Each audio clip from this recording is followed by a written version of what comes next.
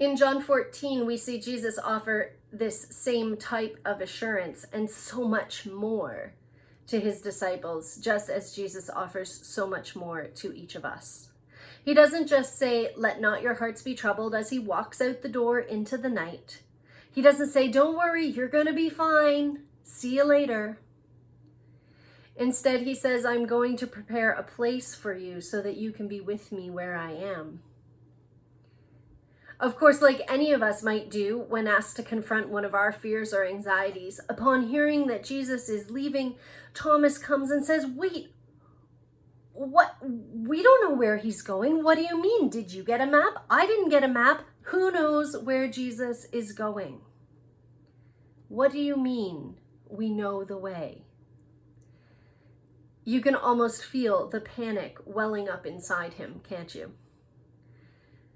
And we know that moment of panic all too well, when our fight or flight responses kick in and attempt to overrule the calmer and more faithful centers within us. It might be the moment when many of us pick up the phone or text or email an influential person in our life and say, "I don't know what to do. Tell me what to do." And for all the time that those people spend worrying about us and praying for us, they are so adept at calmly helping us through whatever situation we might have found ourselves in that day. They offer us the care and concern that Jesus offers his disciples. "Let not your hearts be troubled." And then Jesus goes on to explain, you do know the way. You know the way because you know me. I am the way. I am the truth, and I am the life. I am with you, and I am going ahead of you, and I am coming back for you. This isn't an empty platitude meant to superficially calm their nerves. This is a transformational expression of love and care and speaks to the very core of each of us and what we so desperately need in the middle of our human experience. To the disciples and to the people of the day, the cross looked like a dead end, but it was the way to life. Jesus says, "I am the way, the truth, and the life." Jesus didn't look anything like what they might have expected God to look like. I mean, they'd been walking and working and eating and sleeping with the man for a couple of years by this point, so surely they would have noticed some cosmic pizzazz or some level of hellfire and judgment.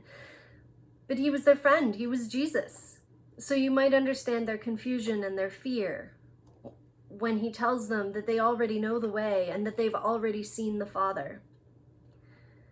But this isn't a case of mistaken identity or even of transformation. This isn't a frog turning into a prince. This is about revealing what already is. This is about revelation. This is where the Holy One of the cosmos reveals his truest nature in Jesus Christ. And that same Jesus who walks to the cross invites us to lose ourselves in him, to enter through the gate and to be transformed ourselves. "Do not let your hearts be troubled," says Jesus. "Do not let your hearts be troubled. You know the way because I am the way." Be patient in hope that love not only survives, but thrives. And while we cannot save ourselves, may we be always reminded that the God who saves has been unleashed in the world as love incarnate. Do not let your hearts be troubled. Jesus is the way, the truth, and the life.